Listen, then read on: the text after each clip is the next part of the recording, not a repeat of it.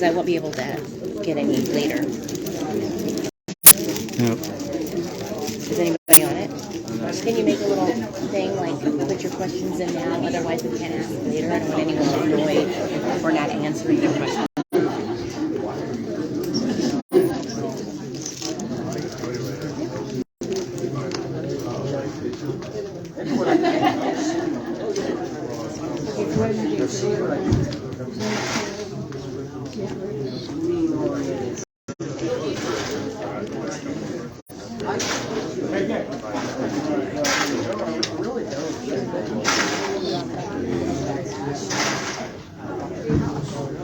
Once the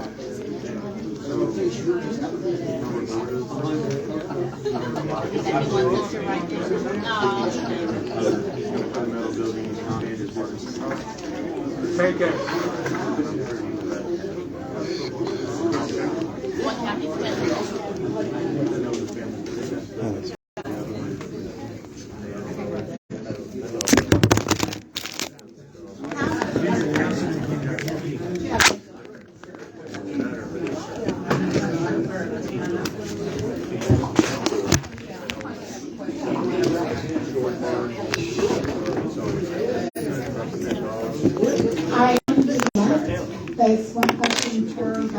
Christy, hold this straight. We'll be starting back in 4 minutes. Here.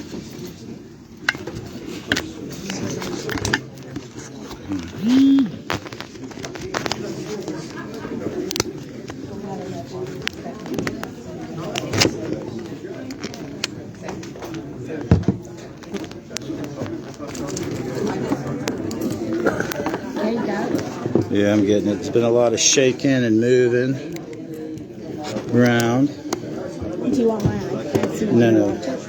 Yes.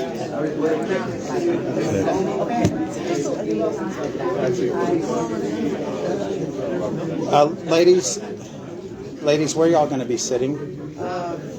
I mean, there's a lot of chairs. I'm just kind of curious. Probably in the middle. You want me in the middle? Okay.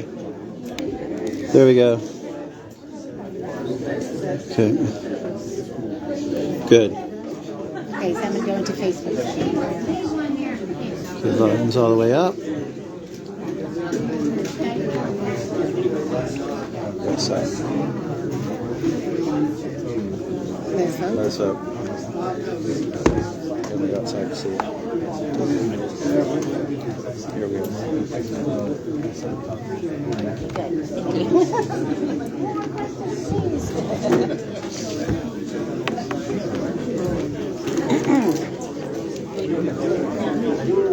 Okay, I put you here. Oh, perfect. And then we got our two here. This is me, right? Yes. And here's our minute. Stephanie, can you say something? Say it again. Can you hear me? Go ahead.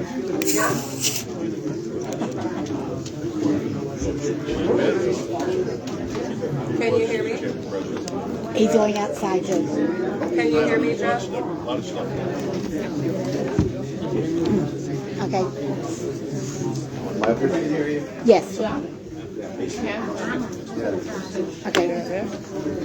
So we're called. One last call. Do you want to do it? Okay. Do you want to do it? There's no questions, right?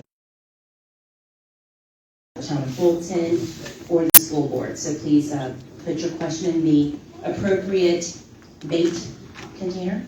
And then, only in Rockport, right? And if anyone that you know has the question, they're not here, you know, we've got index cards around, please feel free to include their question. And we'll do our best to ask everyone's question, but due to time, we're going to have to limit it to 5 questions that we'll randomly pick out of the 8 container. All right? And restrooms are to your right. Yep. Okay, ready? Yeah, we're ready. Okay, over here. All right, right. So I'm Kathy Kane. I want to welcome y'all to our Aransas County Voters Coalition Candidate Forum. We've done this 3 or 4 times, and each time we learn. So the way we're doing it today is we broke into 3 separate groupings. We've got Rockport up here first. They'll do their intros and then answer 5 questions. And then we'll move to Fulton, and then we'll end with the school district. So if I can go ahead and get everyone to stand, we'll do the Pledge of Allegiance and the Texas Pledge.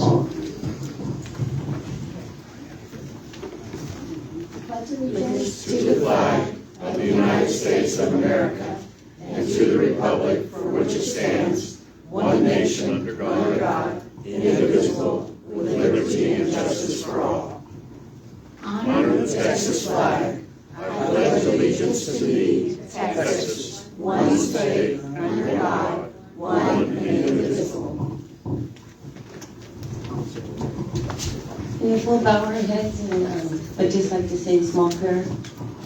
Father God, we come before you just honored and grateful to live in the greatest country in the world, America. We live in the state of Texas and in the county of Aransas. Father God, we're grateful that we have the opportunity to vote, to hear the candidates' voices, to let us make our own decision. We ask you, Father God, to keep our spirits calm in this time. I know that sometimes there's controversy, but we all understand that we live in this community together. I believe that each candidate has ideas and issues that will help to make the community better. And I pray that we have the ears to hear their hearts and believe that we are all in this together and we're working to make it better. And we encourage each and every one to vote. And again, Father God, we're grateful for that. Grateful for that opportunity. In Jesus' name, amen. Thank you, Colleen. All right, so we're going to pull the Rockport first, and we'll pull, while the candidates are speaking, Christy and I will pull the tickets for Rockport, so one last time to get into the bucket. We have 3 candidates in the city of Rockport. Ward 1 is a contested race. Katie Jackson's the incumbent, and Stephanie Randall is running against her. And Ward 3 is Bradford Drett, and he is unopposed. So we'll give each candidate about 90 seconds to chat with you, give you a little bit of idea of who they are and what their concerns are. And then Katie and Stephanie will answer the 5 questions that we put. So I'm going to just pass the microphone over to Katie first, and then y'all can just go Stephanie and then Brett.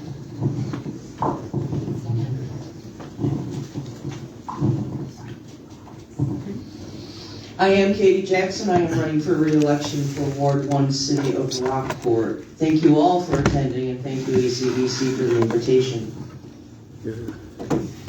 I have been accused of not keeping my promises, so I thought I'd discuss some of them.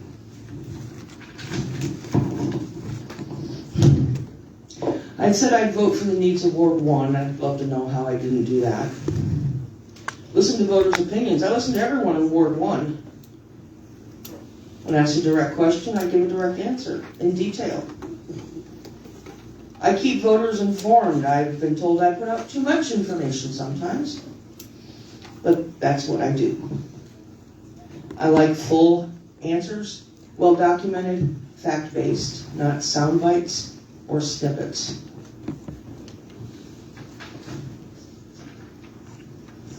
Drainage, because you can't be in Ward 1 without talking about drainage. Period. End of statement. Is that left or done? 30 seconds. Left? Left. Wow. So I listen to everybody on drainage issues. I work drainage issues at all levels. There's someone in this audience who gave an answer for Water Street, but would not tell me, had to tell not even his own city council person.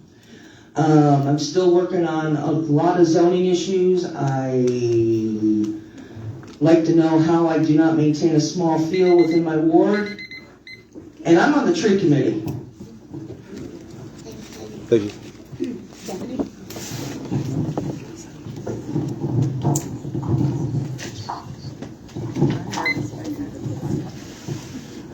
All right, good evening. I just wanted to thank everybody that came out in attendance this evening. For the ones that don't know me, I'm Stephanie Rango.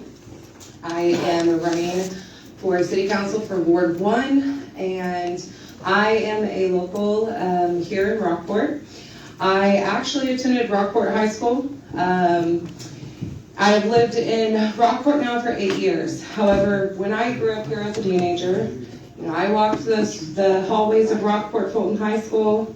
I went roller skating down on Market Street. I enjoyed the beaches. All the wonders of this community really growing up.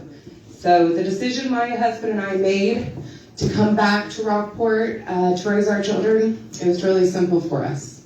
We enjoy this community. It is part of who we are, and we want our children to have that as well. So a little bit about myself. I have a master's degree in executive nursing leadership, working in this area for the last 7 years.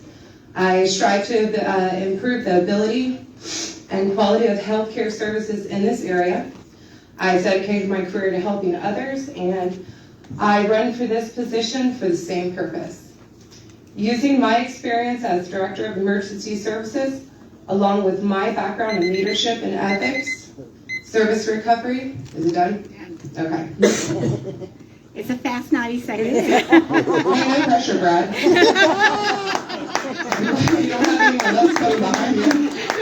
I got this. He's a speed talker. I thought I was going fast, I was trying.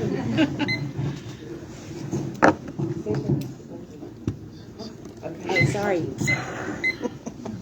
Don't give me extra time. I know. I think Go ahead and start, Brad. it has to be good. All right, start. All right, howdy. I'm Brad Rundgren. I'm running for re-election for City Council Ward 3, Rockport. I guess I'm lucky or unlucky this time that I'm running unopposed, so I guess by default I win. So you can vote for me or not. Nobody else is going to be there. A little bit about me. 8th generation, my children are 8th generation Aransas County residents. I'm 7th generation, so we've been here a little while. I do truly care about the community. And I'm here for Rockport.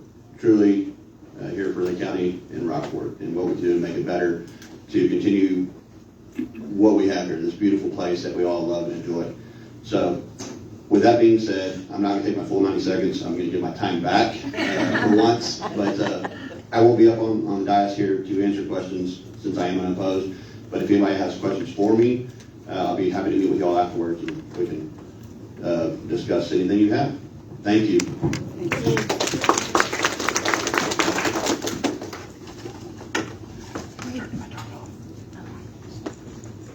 All right, first question.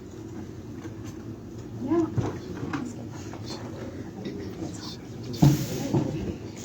So the question to Katie and to Stephanie will round robin, so whoever goes first can go the next time first. 1 minute Okay, each. first one. The water department had to shut off a large area of water. The staff said the problem was bigger than thought, and with Rockport growing, it was hard to keep up.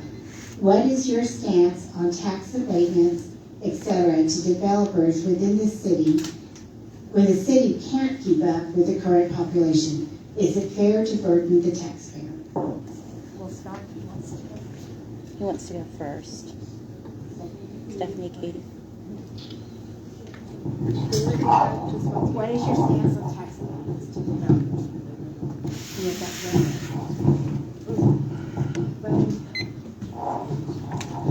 So my stance on tax abatements for the developers, it tends to benefit potentially just one side, not just, it's not always in the best interest of the taxpayers, depending on the area in which the development is occurring. So I think that we need to look at those areas, look at the best interests of the citizens, the needs of that area, and the input of the community, to do our best at overseeing that the best choice is made.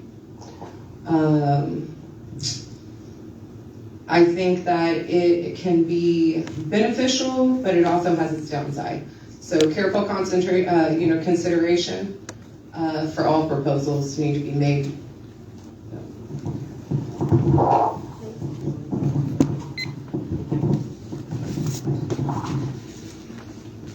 Tax abatements have become a dirty word in Rockport. Tax abatement is simply a tool. Now, a water issue is an enterprise fund. So the people that receive water, city water, would end up having to take care of that. So we could either work with a developer to increase flow, increase delivery, or we can just let it sit there. I don't know what the right answer is, but I do know tax abatements, if they occur, have to be a payoff for the city first. There is no such thing as paying off a developer first and then the city gets the benefits afterward. City first, developer later. If it's a good deal. Thank you. Okay, question number 2. Katie, stay up. I should have answered this one first. It's just like church. Stand up, sit down. Okay. With the city strain to keep sewage, the water and gas lines repaired or replaced, is it fair? Well, there it is. Sorry. I said I wouldn't repeat questions, so I apologize. I didn't see that all the way through. Okay. What are your opinions of the processes that have been made on recommendations in the City of Rockport Comprehensive Plan? As we all know, the comprehensive plan was incredibly contentious.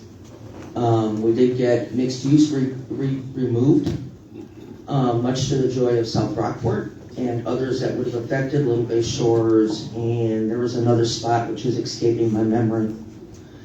A lot of the things in the comprehensive plan do not fit for Rockport. I am already in the middle of rewriting the entire comprehensive plan to put it back to the way it should be, which is for the citizens of Rockport. Not that there's anything wrong with it. The people who worked on that plan did a really good job with everything they had. Okay? I will not take away from that because they did hard work. But not all of it fits all of Rockport, and that's what I'm working to rewrite right now.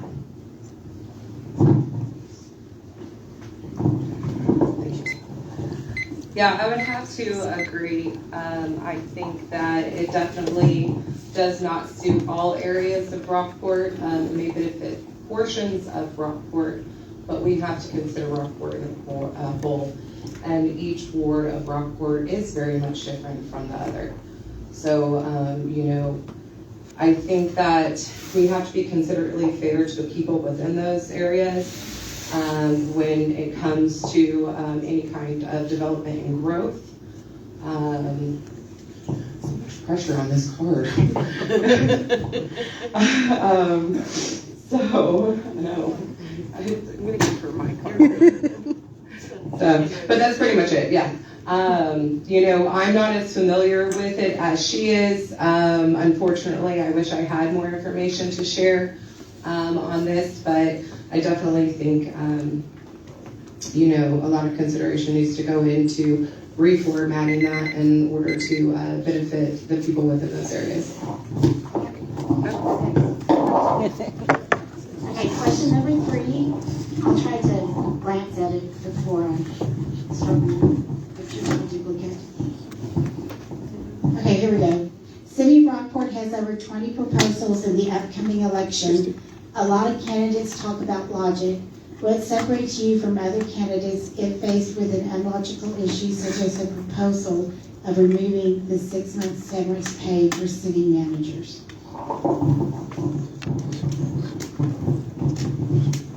So as far as the 6-month severance pay for city managers, I think that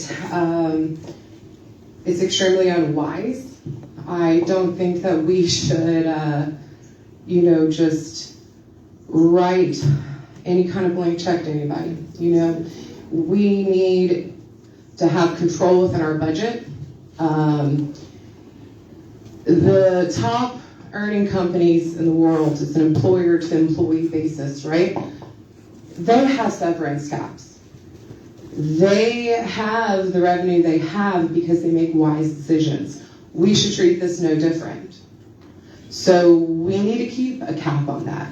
Whatever it is, the cap should remain there. It can be negotiated, it could have, whatever terms to it, but it should have a cap. There should be no, open-ended, sorry.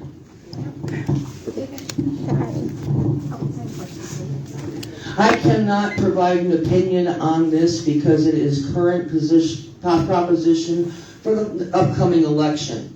All I can do is refer you to the frequently asked questions on cityofrockport.com. Thank you for the question that I could not answer.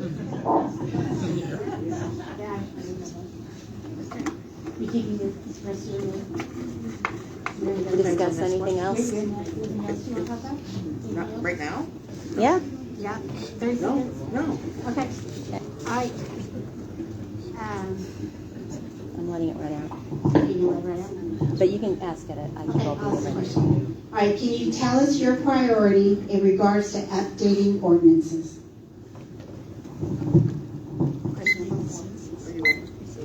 Yeah, well, give me. Updating ordinances, I'm currently going to be having a meeting tomorrow with the mayor and the city manager to update various parts of Chapter 2.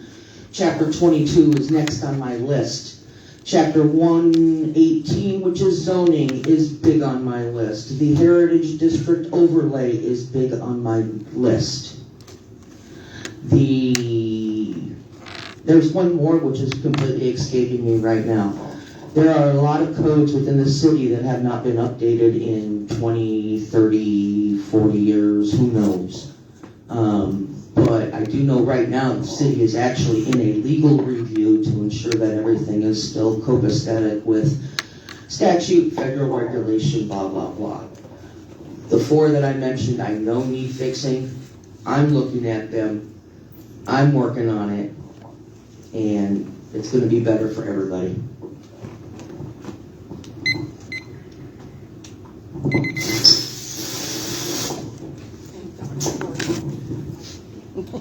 Sensitive. Very sensitive. As far as ordinances go, I would definitely look into seeing what would be needed within my area of representation, and then definitely consider the needs of updating those ordinances first, and putting into consideration and presenting those in front to ensure that my area got fair representation. I would then do my best to, work with everyone else to do the same to benefit the city as a whole. So as far as, definitely would require a lot of research on what would be required currently on the needs. Katie is within this position. She is very, very knowledgeable on the current issues at hand. So I have a lot of work ahead of me and catching up with her.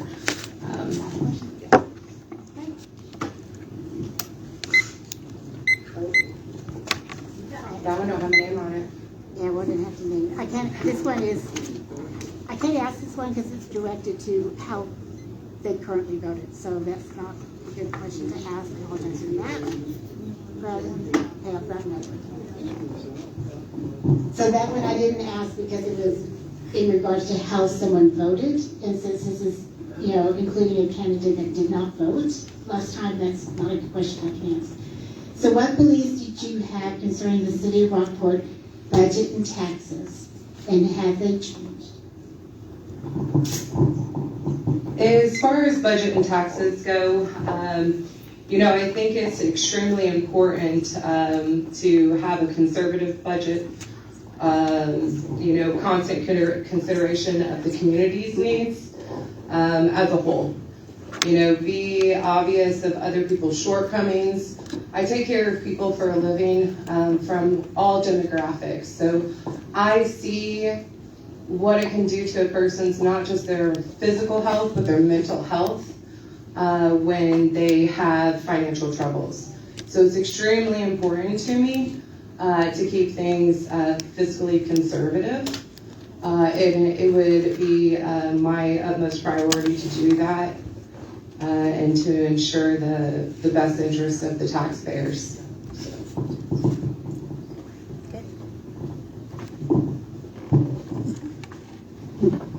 Budget and taxes.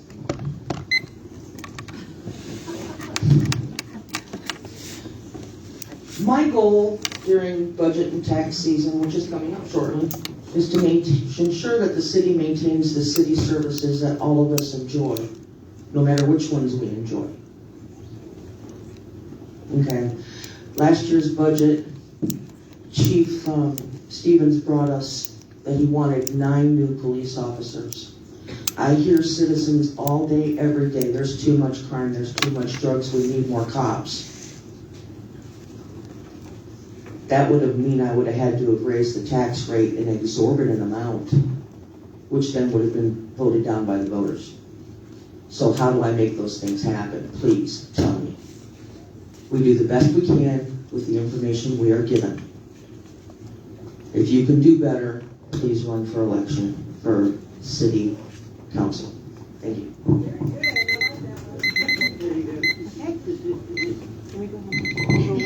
Y'all keep up and I'll go home. So we're going to bring Fulton up.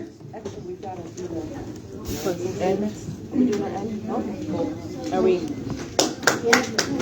First one done. Thank you. Okay. Fulton next. We had time for closing statements. Oh, great. Barely made it. Any last questions for Fulton now that you've seen how we're doing this? Okay. All eight. It's a lot easier to do.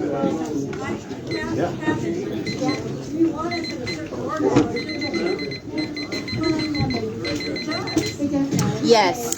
So Chris, And then this is it. Mary Ann. And then Rebecca. It's just hard. Just move it. Yeah. Hey, to make it ease. To make it ease of the camera person when it comes to your time, if y'all could just move your chair back and stand up or sit down or however you feel like is easier for y'all. sit's better. Sit is better? I'm asking. Y'all don't have to move around. No. Okay. Get comfortable. All right. We're ready to do this. And then the cards, so just so y'all know what I've been showing. I felt bad. So the town of Fulton has 5 places that they're running. Chris is here. Victor was unable to make it for place 2. Mary Ann and Rebecca are running for place 3. Carl was out of town and Margaret had to go out of the country. So they're either one for Fulton. Place 4 is here. And then Laura and Brendan are here for place 5. So thank y'all for all coming. We'll go ahead and do the same thing. You get 90 seconds. Christy will warn you. 4 shots. Chris is first. My name is Chris Garris. I'm running for re-election to place 2 in town of Fulton. In the first year, definitely learned a little bit about how this works. You still have a lot to learn. I look forward to trying to continue to do that. I've lived here, like a lot of other people, went to school here, graduated here, worked here. So I just want to, continue to see if we can improve on things that I know we still need to fix. And so that's really all I have to say right now.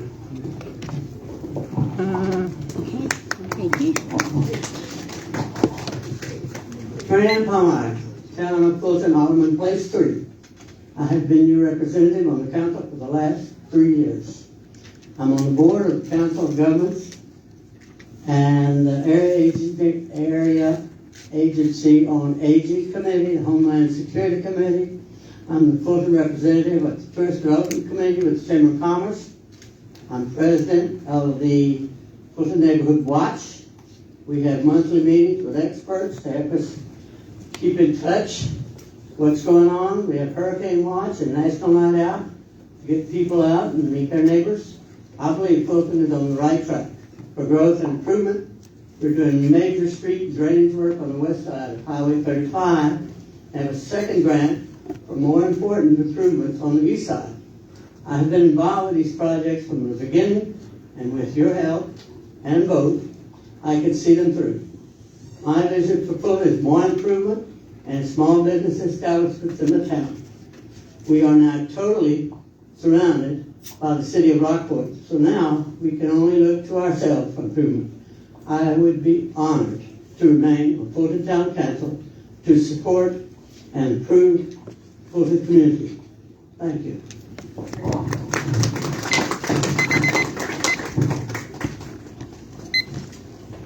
Thank you. Hello, I'm Rebecca Johnson. I live in Fulton. I tried to figure out how many years I lived in Rockport before I moved to Fulton, but Fulton's been my home for about 34 years. Graduated from Fulton High School in 1992, and I'm raising a family and running a business with my husband in Fulton. You might recognize me from running for office in November, and I just want to say my name is on the ballot this time, and so that might be helpful.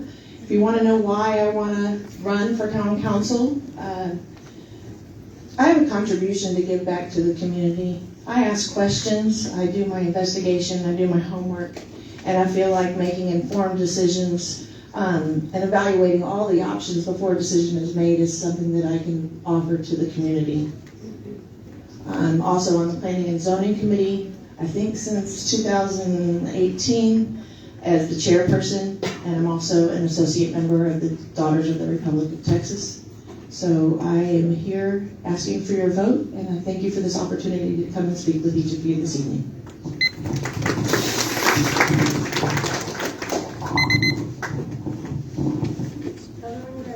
I'm ready when you are. Thank you for asking. Good evening, everybody. My name is Laura McCorkle. I'm running for place 5 of the Fulton Town Council. I have been considering running since my husband passed away 10 years ago, and this is the year I want to do it. A little background on me. I was born in Spokane, Washington, where I met my husband, Bob. We moved to Billings, Montana. We were there several years. And when our son graduated high school and went into the Army in 1989, Bob and I moved to Dallas. And yes, we did give our son our new address. We retired at the end of '07 and moved to Fulton on St. Patrick's Day, 2008, 15 years ago. Best move ever. If elected, my goal is to maintain transparency and fiscal responsibility for our residents of Fulton, as well as maintaining open communication and a welcoming atmosphere for our residents, Winter Texans, and visitors, as Fulton has always done. I have experience with budgets, policies, procedures. Want me to talk faster or slower? and personnel matters. So, as well as running a business. So I feel that my experiences would be helpful if I am elected. I love Fulton and want it to be the best it can be, whatever that takes. I would be honored to be your new alderwoman for Fulton, and I'm asking for your vote on May 6th. Thank you.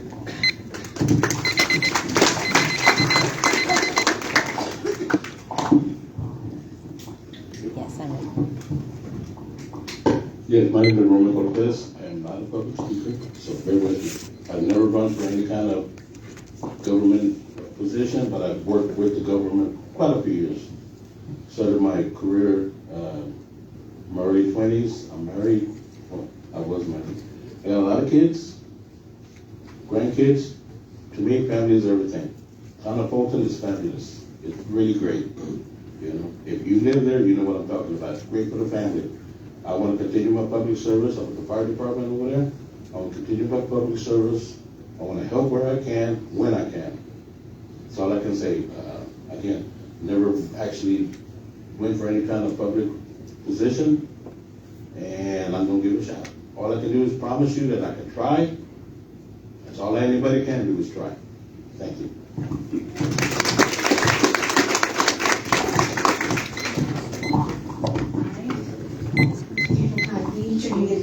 go first. This is 1 minute now. 1 minute. Okay. Yeah. What would you do to clean up neighborhoods and enforce zoning ordinances?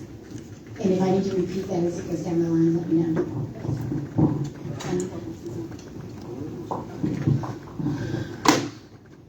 I tried. It doesn't want to. We would actually need to continue with John Harrell's actually already working on that. He's been going through and going over properties, finding stuff. We need to, kind of like Rockport, they were saying, we need to go through all of our ordinances again. And I know they've already started working on that to see where there's mistakes. If not, clean them up, tighten them up. But that's where we really have to do is we have to continue on with the staff that we have, and John's doing that. And once we get him some additional help, then he can hopefully spread that load a little bit more and work with our ordinance team, Johnny and them, to go through and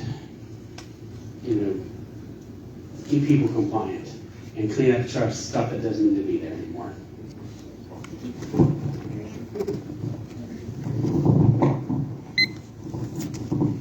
Well, at the moment, I think we're cleaning up some RV parks in our town. We are doing improvement on the west side. Of course, the roads and so forth, that's not what you're talking about.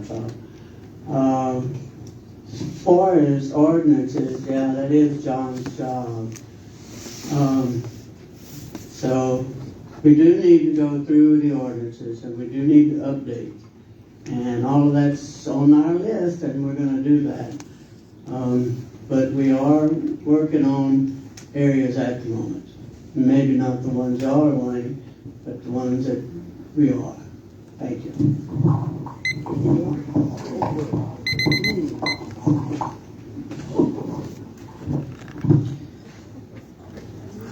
Well, I don't know if you have looked online at the Town of Fulton website. Trying to find an ordinance is kind of hard. And when you're looking for a specific ordinance, you basically have to know what ordinance you're looking for and search by number to find it. I do believe there may be some updates to the website, so I'm hoping that's one of them, where the ordinances that are already in force are searchable and available for everyone to know them so that they can follow them. Another thing about ordinances is I'd like to see some consistent enforcement across the board. With the website design, it would be really sweet if we could have an online submission of complaints, and then those would be prioritized. Thank you.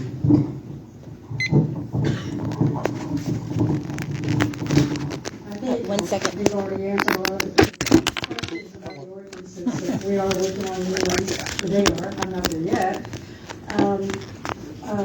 John has been mentioned a few times. Of course, you that don't know, it's our chief of police, John Harrell, that they're talking about that is enforcing it.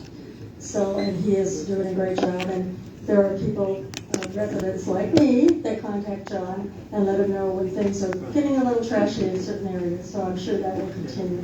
I don't know really what else to say. I mean, a lot of it's already been said. So I think I'll pass this to Roman and let him see if he can figure out something.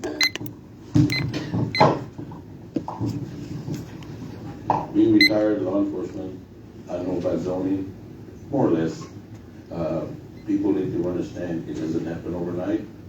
New chief of police, I've met him, I've talked to him, I've helped him out on things.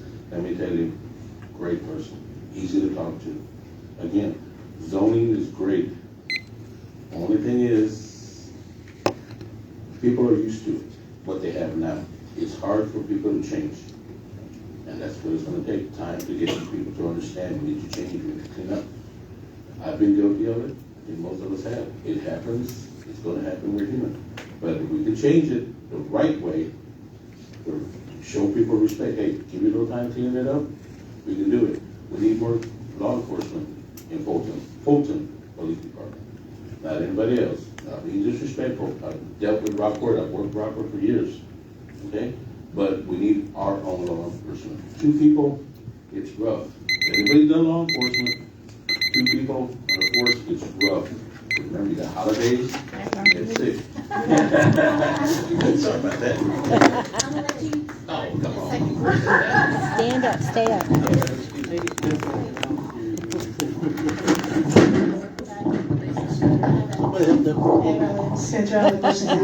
Okay, question number 2. What are the top 3 things that you think Fulton needs? Good question. Roads, drainage, and just more law enforcement on the street. Short, sweet. That's all we need. I think we can all agree on that. Okay, ditto to what Roman just said. They are working on the roads. Well, they're working on the drainage, then they're working on the roads.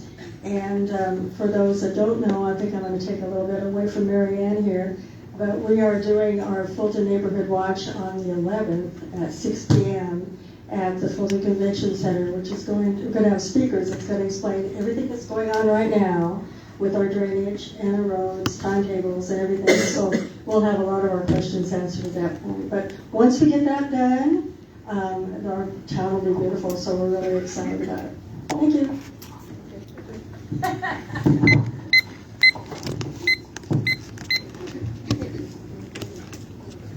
I'm just standing because y'all told me to stand. The top 3 things in Fulton that I think need attention, one of which they've already touched on, is the grant projects and the ordinances will add to our curb appeal in Fulton. Okay, when you drive through Fulton and I live there every day, and so sometimes I don't see everything, but when I stop and take a moment and I drive through Fulton and I take a look at the properties that still haven't been demolished, or the properties that have been demolished and then they still sit vacant from the hurricane, we need economic development. And the only way we're going to do that is if our town looks good, has a great curb appeal, and business investments. Thank you.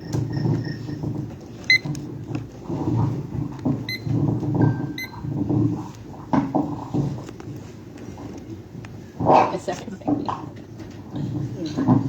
Roads, drainage, we're getting those. They're coming along.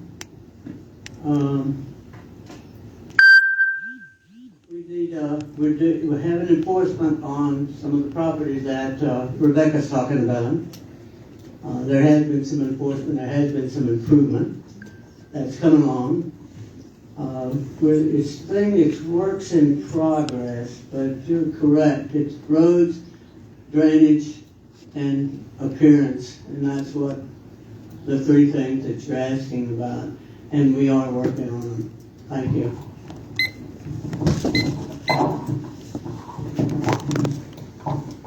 All right, so yes, that's one thing for sure. The 3 things are the road and drainage, but then the 3rd thing is actually something Rebecca brought up a minute ago, is be able to find stuff easier on our website, and they are working on it right now.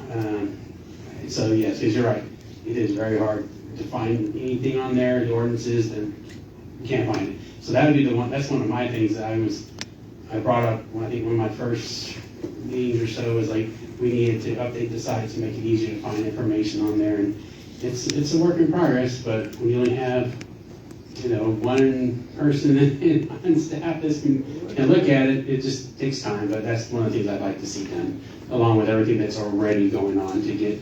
Because you're right, we do need more curb appeal. Some roads are old and just would look nicer if we had. I like to see curb and gutter, but and sidewalks. But now you're talking a lot of money, a lot more money. Question number 3, we'll start with Mary. I'll walk away. Ask the question.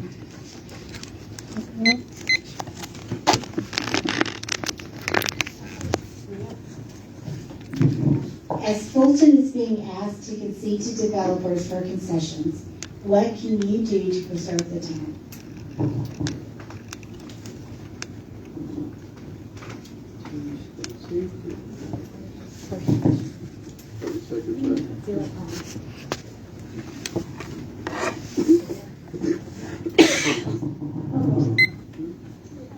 So we're talking about, what, 6 ponds again? Zero.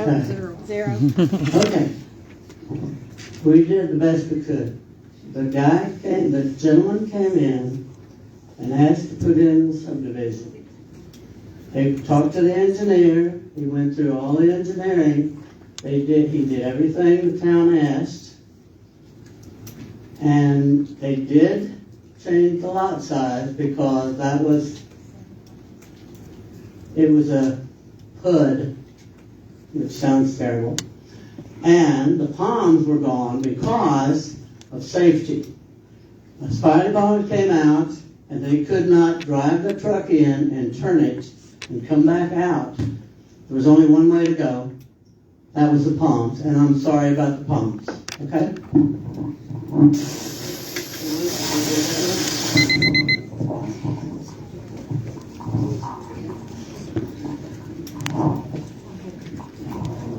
So the question is about concessions. So Concessions. Concessions to developers. Out of Planning and Zoning Committee, we don't evaluate any concessions to developers, but as a town council member, that may come before me if I'm elected to this position. What needs to happen is there needs to be a time limit on those types of things, not an open-ended thing as was brought forth in the City of Rockport candidates discussion. You might wonder why this particular project that's being brought up wasn't brought before the Planning and Zoning Committee, and it is because it was part of a planned urban development or a PUD. And so there are certain areas that, I guess a few years back, the town of Fulton and the town council went in and changed some of the zoning to make those areas, I guess, more attractive to developers. I have asked for, and I think the town council needs to be able to put forth a packet as detailed and as eloquent as the one I received when I signed up to run for election for town council. 40 feet for a fire truck. I don't like the idea of concessions to developers so much. We want to keep our town as simple as we can without adding too many more developments. Folks, we only have about 2.5 miles of Fulton land, so we don't have a lot of area. So let's keep some of these developments away. I'm sorry, I think we've had enough developments, and the 7-pump thing has really caused a lot of problems. And I'm not going to use my whole 30 seconds, forget it. I'm going to give it to Rowan.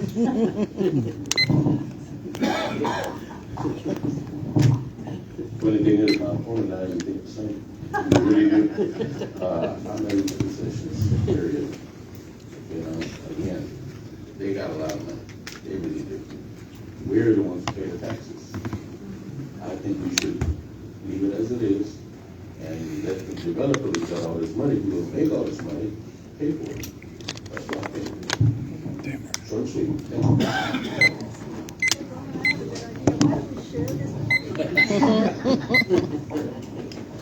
No, I don't really know if we should make concessions, or if we do, they need to follow the zoning rules that are there. And I'd actually like to see the PUD have to be set up like an R1 or something, or at least the lots have to be bigger. I don't know if that's possible, but if it is, I'd like to see to where they have to follow almost like an R1. You know, because there's going to be development, and we don't have a lot of land, but we also don't need to have houses that are sitting right next to each other. And those are close. I see that, and they're close. You know, and there was, you know, I wasn't actually, when all that came up, I was actually sitting in the audience tonight. Some of those ordinances were changed before I even got appointed. And so I was like, so that was there before I actually started, and then by the time we got there, everything was done. We'd have been in the lawsuit if we said no. I'm going to walk behind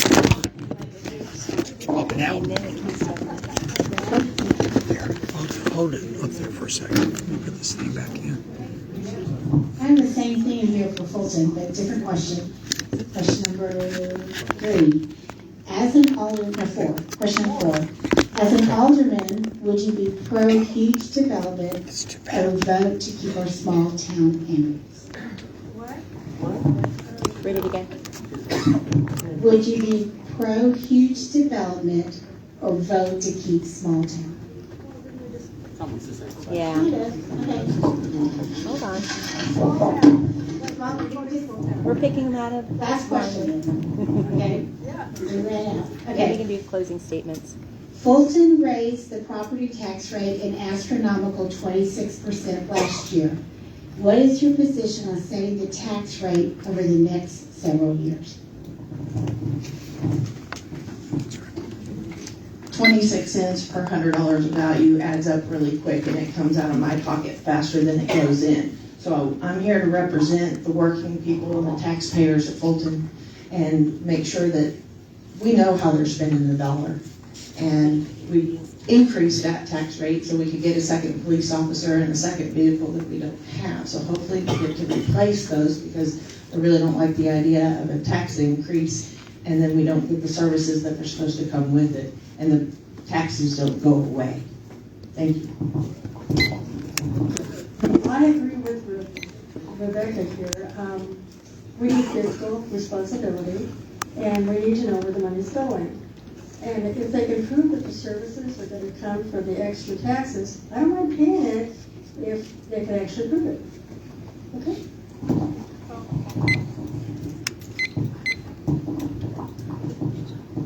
I'm retired. I have a set income, just like most of us do.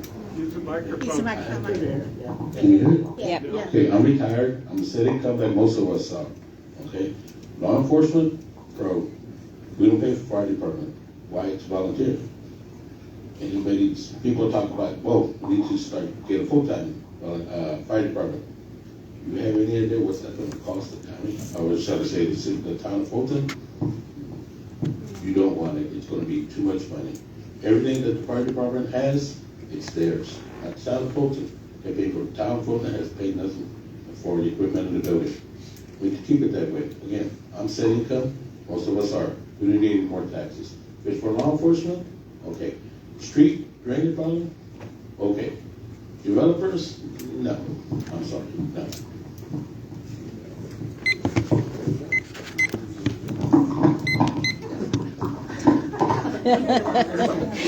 We need a wireless one. We need a wireless. We'll take donations. Take Chris. Thank you, sir. Taxes, okay.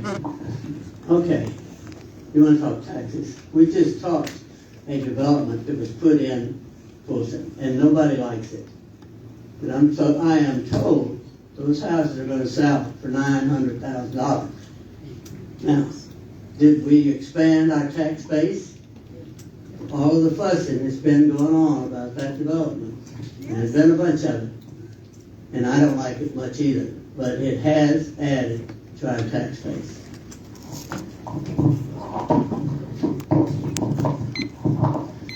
Yeah, Mary Ann's right. That the development will add to our tax base, but they're also correct. We do need to at least, if we're going to increase, it needs to be for services, and then like we're doing police right now, and then if we want to cut, then we have to say, okay, if we're going to cut, what do we want to give up?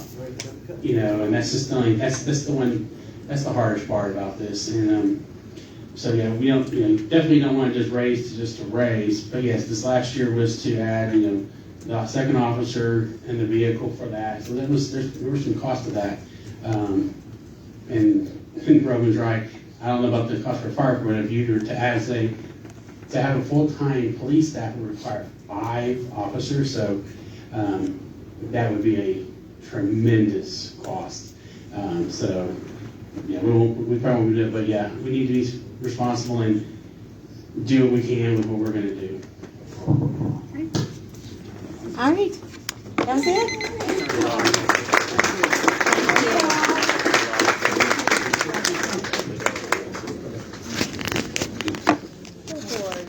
So we'll run the school board back at one more time around real quick while the school board comes back. Do it. It's sliding, it's popping out. So I think this side is on backwards. This one. Is that on backwards? No, it's not. Seth, Julie, and Jack. Jack directly in. Right now. Yeah. Logan. It's what's happening is your case is pretty thick.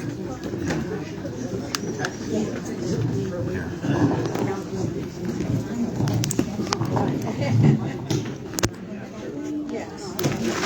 keep my thumb on it, but that adds wiggle. Oh, that'll work. Here, go up a little bit. So, there you go. Oh, that's going to be better. Okay. Yeah. We only got a couple people watching you. Yeah. Go watch it later. There you go.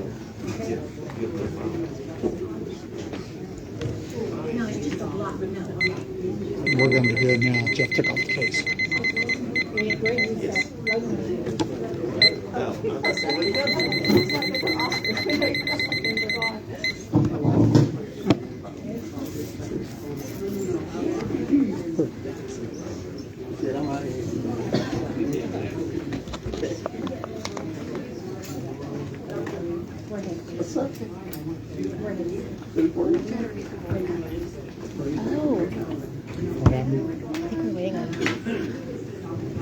Logan. He was here. He's the main dog here.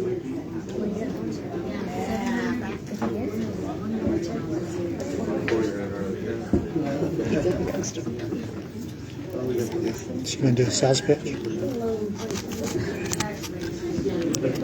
He wants to make an entrance. We do have snacks and water. Take advantage of the break. Grab some water. The best thing, no more drive. I mean, brought snacks. Yes, please, snacks.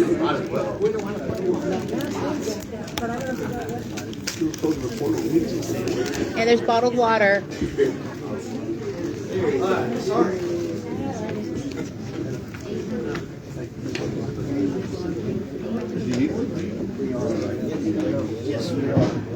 All right, one of the things I learned during this election process is that we are now officially the Rockport-Fulton Independent School District.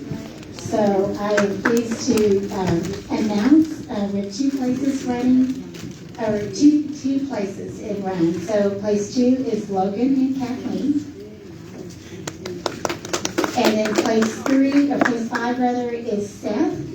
And then Julie had an engagement out of town in Jack. So we'll start the same process in 90 seconds.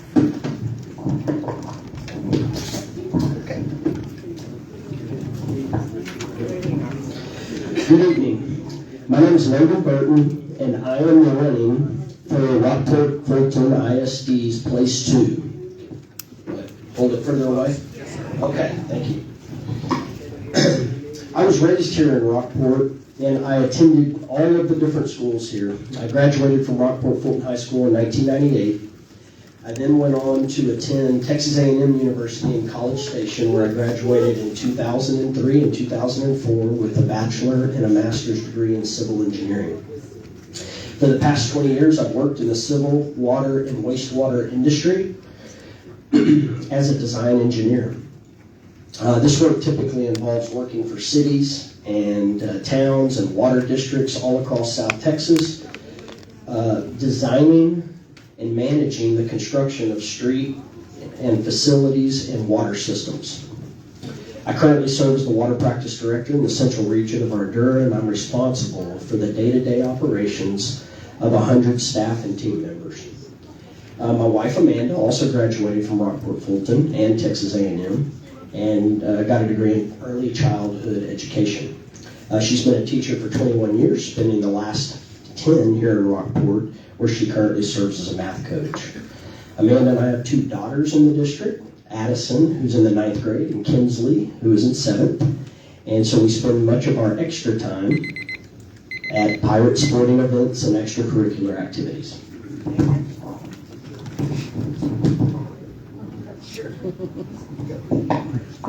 My name is Kathy McAuliffe, and you've got some of my credentials on the paper there, so I'll just tell you a little bit about myself personally. I was actually born in Honduras, but I spent most of my life in San Antonio. I retired several times, but several years ago, I actually bought a home in Rockport as a vacation home and eventual retirement home. And then I retired at the end of 2019 and moved into my home just in time for COVID to hit. But I hit the road running, as they say. I've been very involved with the Children's Coalition of Aransas County and very involved in developing and planning and then opening the new Child Development Center that's under the Children's Coalition of Aransas County. I haven't done as much with them recently because I teach online still, even though I'm retired. I still teach 2 courses a semester every semester. And I recently took some courses on how to be a better online teacher, and it actually takes more time. So I kind of cut back on what I'm doing with the Children's Coalition. But my basic belief is that there needs to be someone on every board who says, what about the youngest children? And I would like to be that person.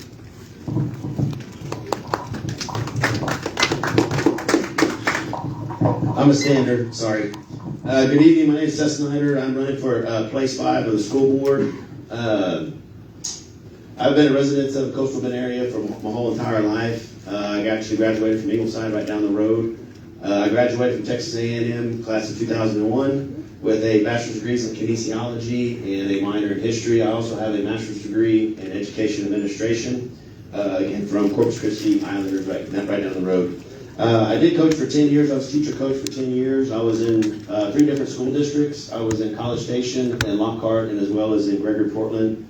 I was again a teacher coach. I coached football, track, and baseball. I also taught anywhere from history all the way through adapted physical education.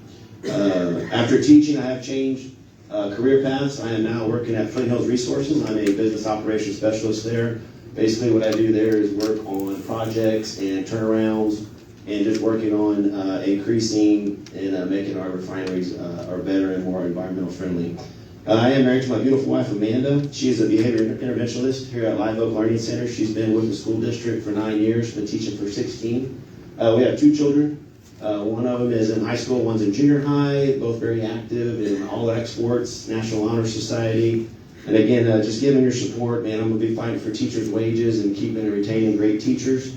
Also, just to recognize all of our students with their academics and their achievements. Thank you.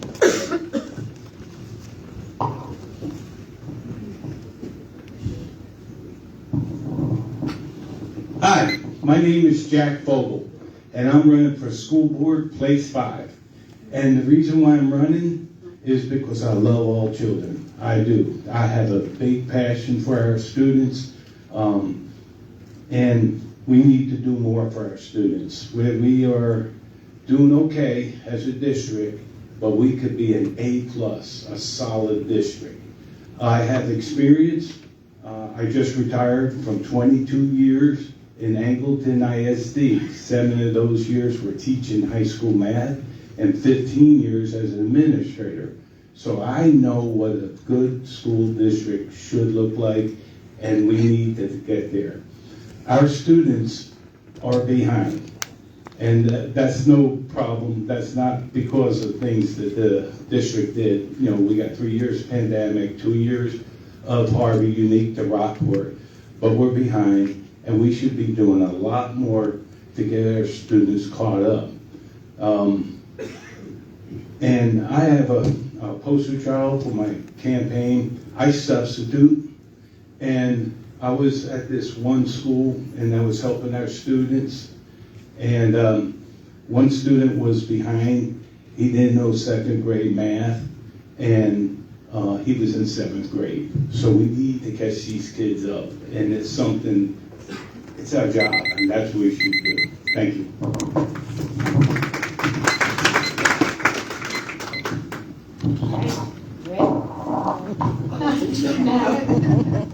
I think there are a lot of questions in this bucket here. Okay, here we go. Pick the good ones. All right. Okay, this is to a particular person. Yeah, I don't think I can answer. So you can rephrase that one. You can rephrase it. Just move to the next one and come back. Okay, we can rephrase it. We'll come back to it. Have any of you currently serve or potentially new members plan to assist? So let me just say it this way. Do you plan to assist with recommendations to change the formula of recapture funds?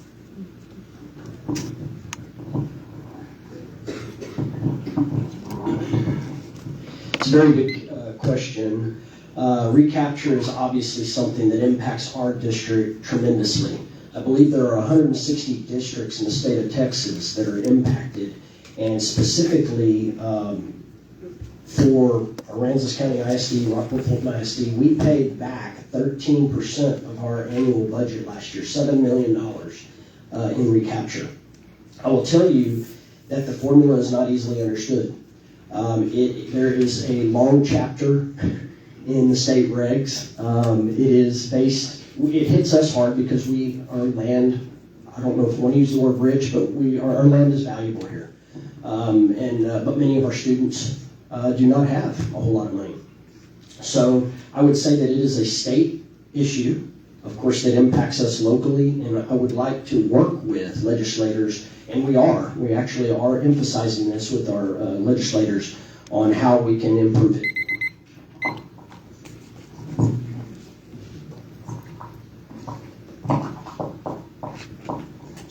Yeah, I don't know that the school board has a lot of say in that because it's a state issue. The legislature has to make that decision. But being on the school board would certainly be an opportunity to put forth our opinion and our hopes. And I don't have a whole lot more to say because it's when I'm not on the school board yet, so I'm not sure exactly. You know, you go through a lot of training if you get on the school board. So right now it's mainly a state issue, and it's a statewide issue. That's all I can say about that. To just kind of piggyback on what Mr. Burton was saying, the good thing about recapture right now is it is in legislation, and they are talking about it right now. And the good thing is it will affect Rockport, but it'll affect Rockport in a good way. So they're looking at towns that get hit by hurricanes or just the atmosphere that we have, you know, salty air. When you're looking at things as far as like maintenance, as far as AC units and things that might have a life expectancy of 15 years here, whereas in Central Texas, they might have 20 or 25 years. So there is some legislation going on right now about how to help some people on the coast, which is going to be a great thing for us because 13%, $7 million out of a $35 million budget, that's quite a bit. So again, to reiterate, if you want to hear your voice, you need to start talking to Mr. Cloud, Hunter, Zano, get with those guys and really voice your opinion about recapture and how it's affected our community.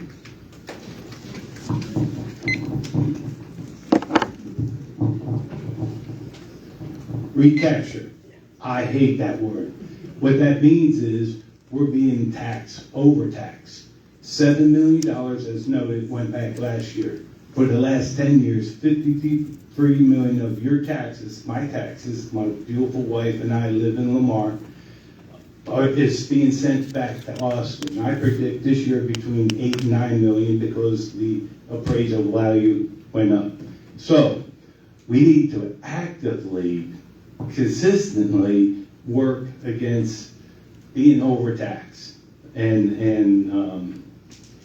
I will be doing that. My first passion, though, is our students and getting them caught up, and that's where all my attention in the beginning will be done. Thank you.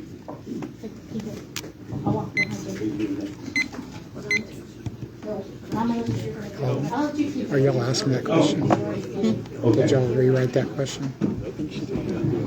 All right, is two-way communication important between board members and the public who have elected you?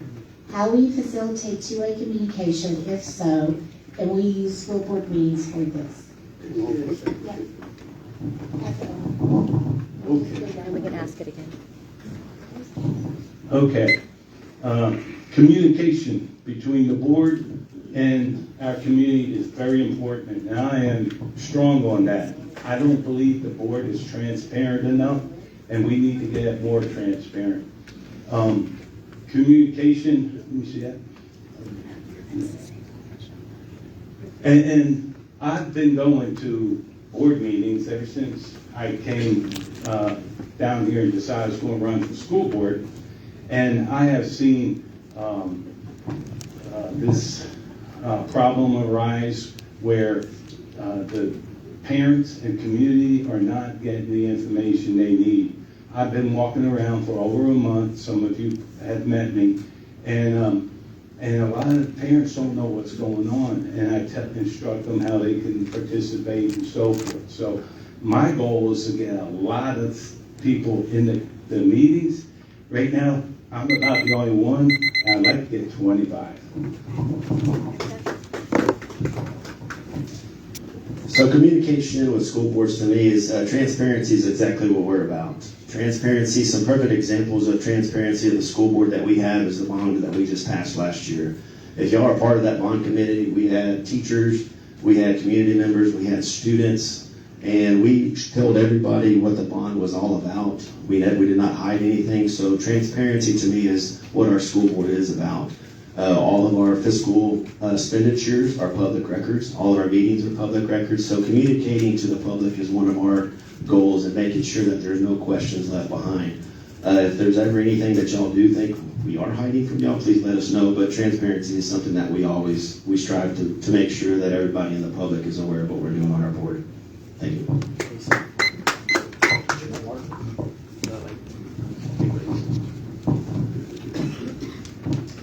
Yeah, I think that's a great question.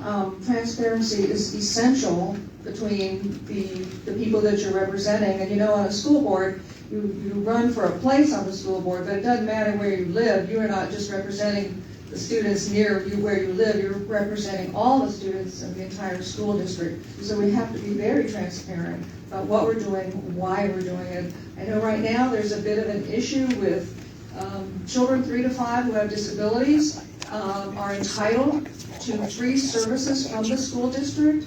You would not imagine, maybe you would, how many delays we're seeing in children because of COVID.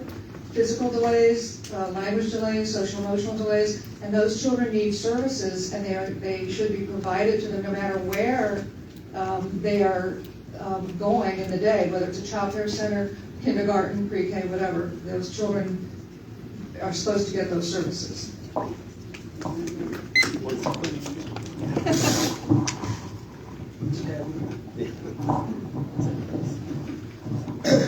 I think when we're talking about communication, I would say that when you log on to TASB's website, which is Texas Association of School Boards, one of the 5 main roles of a school board member is communication. And I think that actually it means a number of things. I would say one of them is to advocate for the schools and the students in the schools, and advocate upwards through the state, right, with legislators. I think the other thing, though, that I would say is that when I think about communication, I don't really know if two-way communication is how I would describe it. I would almost call it 4-way, because there's certainly the school district, there's the public, but I also think sometimes the students and the teachers themselves actually get left out of the conversation sometimes. So I believe that we need to be listening to them, and we need to be doing more to ask for their opinion.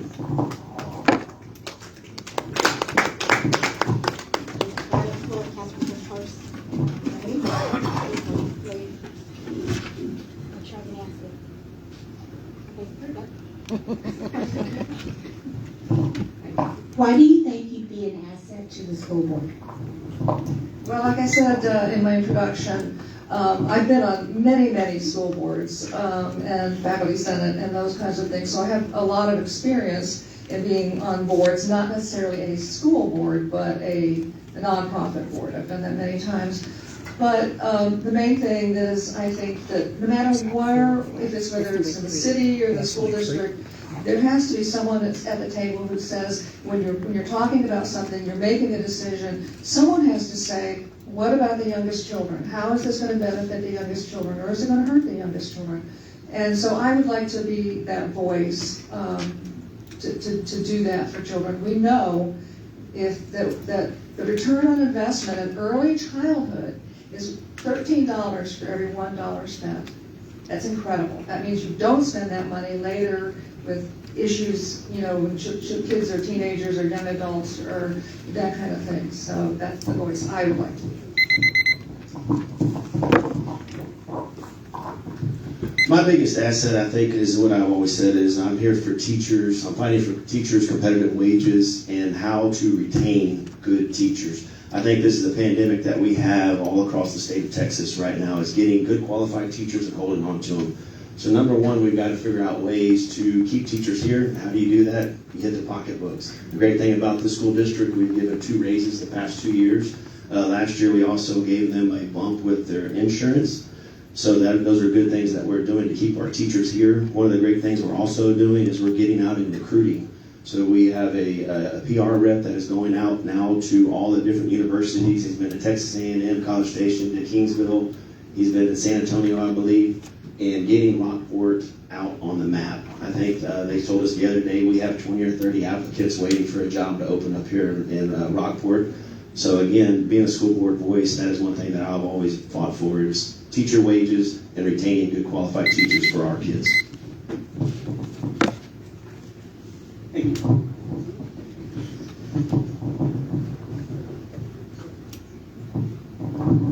My asset to the school district is, number one, I covered my education all the way through master's. My experience, 22 years in the school business up through administrator. But I have a real strong passion for our students. I have a desire to give our students the best education they can get. That's easy to say, but it needs to be done, and that's what we've got to do.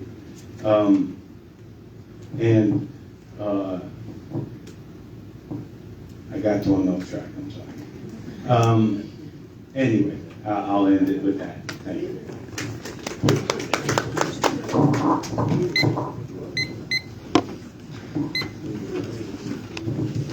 I would say this, I completely agree with everything Mr. Snyder said in regards to teacher retention and stability. It's one of our main focuses right now, and I will tell you personally, it's one of my number one focuses. I think it's one of the biggest reasons that the district has fallen behind a little bit. Of course, COVID and the hurricane didn't help. But with that focus, I guess I'll just say that we are doing things to help improve that. One thing that I could add to what Seth said was the teacher incentive allotment that we are also now incorporating, which is basically a bonus to teachers that could be anywhere from 25 to 50% of their salary after they've been here a number of years. And so that'll help with that. One other thing that I want to add is apply my civil engineering skills and construction experience to the successful completion of the bond package. That is the fastest 60 seconds. All right, you're number 4. I have 4 questions. All right. Drop it. Okay. What do you see as the greatest challenge facing the district, and what do you plan to do about it? Do y'all feel that's the same question? You feel lots of other questions, so do you want me to say that's the same? It's your decision? Okay. Yeah, sounds similar. So, okay. I would have said the same thing. Yeah. Oh, this one's different. Okay. This is a good one for you. What's more important, education or athletics? Why was that question given to me? 100% education. A lot of people, yes, they know I have a coaching background, but education, that's what we're there for. The number one thing is we're trying to get our kids educated. Just as I'll give you a perfect example, when we hire teachers and coaches, are we hiring a coach first or a teacher first? You're hiring a teacher first, because the way I look at it is 80%, 90% of their salary is to do what? Is to teach. It's not to coach. So the easiest way to put that, absolutely, the most important thing is our students, our kids, their education, their future. Is it great to go watch Friday nights and Tuesday nights? Absolutely, I'll be the first one there, but we're here for education. Simple.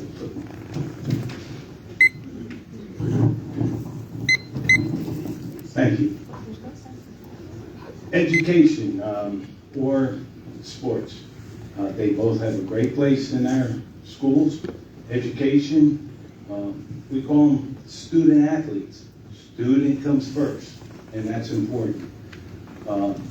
If they're not passing, they're not playing. There's an important reason for athletics. There's data that shows that kids stay in school, do better in school, because they are part of the athletic program. If they're not passing, they don't get to play. So overall, my most important drive, my passion is the education of our students, because we need them to go out into this crazy world, challenging, with the best education that we can give them. Thank you.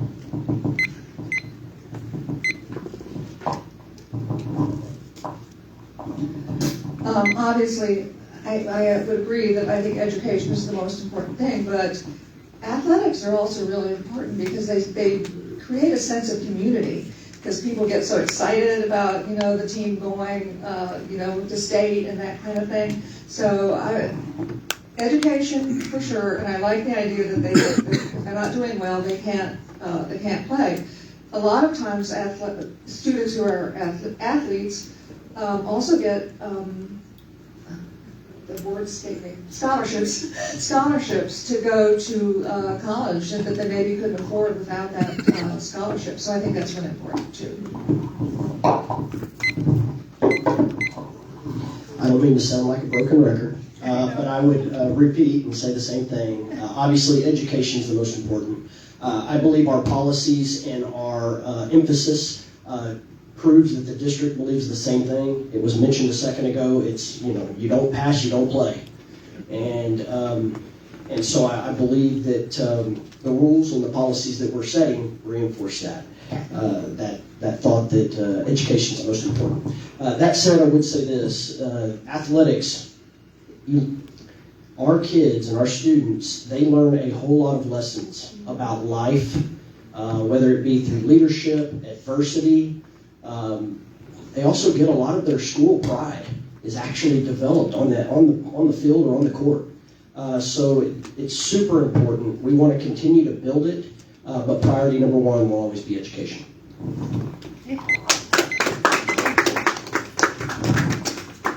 All right, Logan, you started, you get to end it.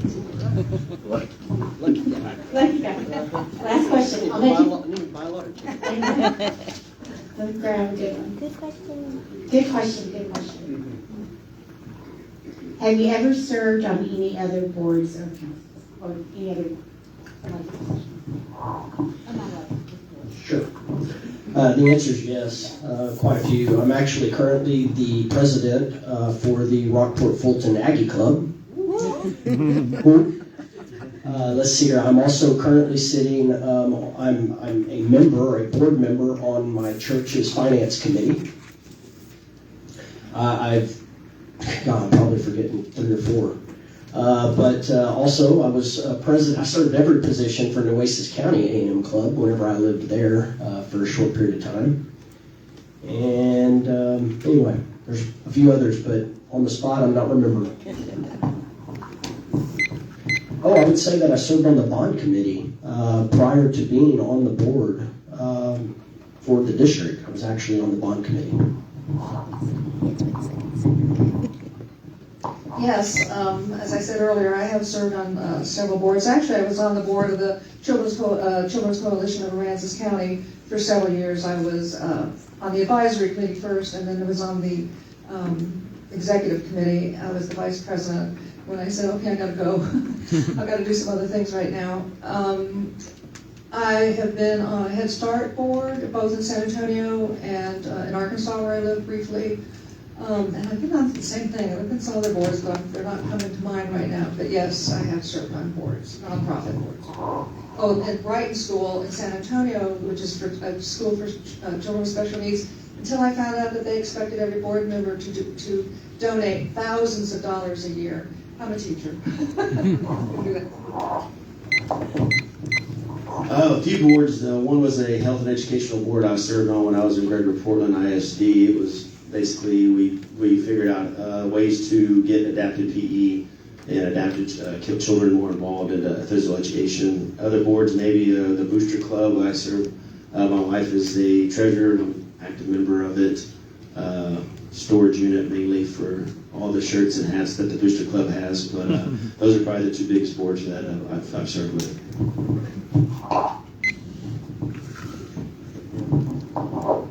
No, I never served on the board. I'm not political. The reason why I wanted to serve on this board, though, is my desire to help our students. I see it's so important that that's why I became a politician, okay? I'd like to address where I got a little messed up there. Teacher retention. Yes, I see some money being thrown at teachers to raise their rates, but I've been talking to teachers while I'm in the school substituting, and a lot of the teachers are unhappy, not because of money, but because they don't feel supported. And this is something I want to add to our board, is support for our teachers. They are working very hard, and they need our support, all of us, community, board. Thank you very much.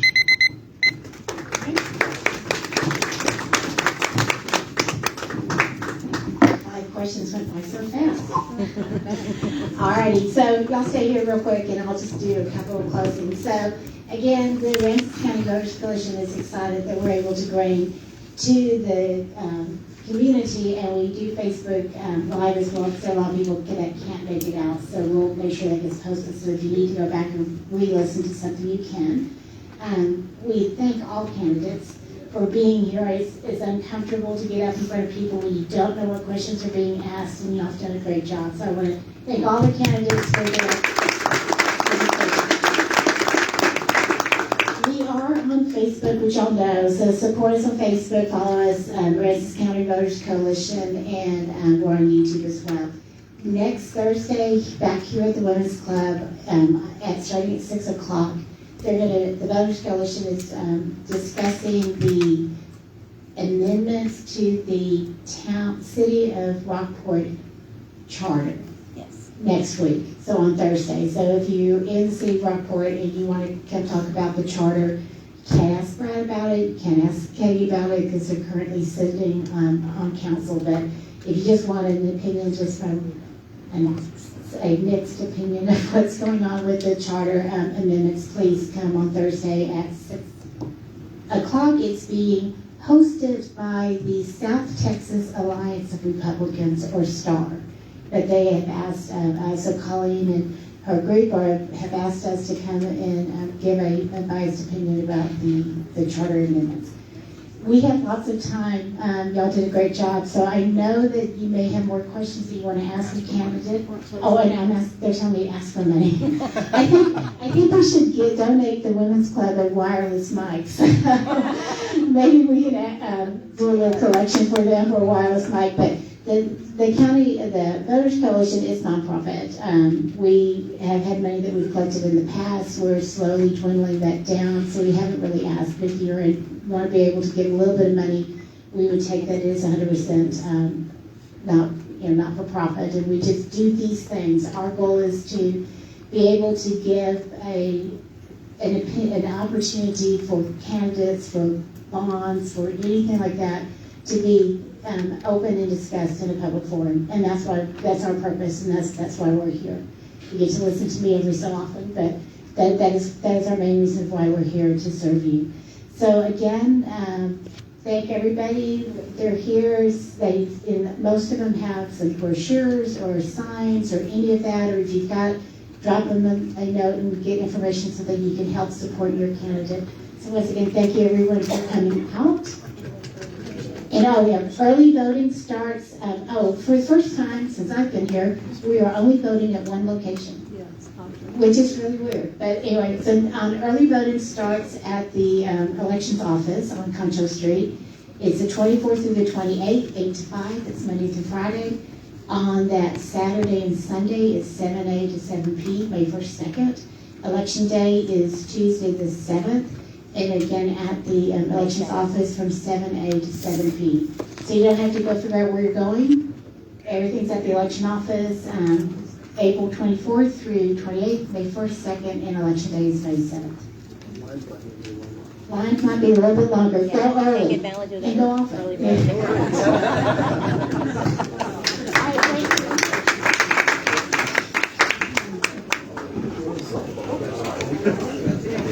How you feel that?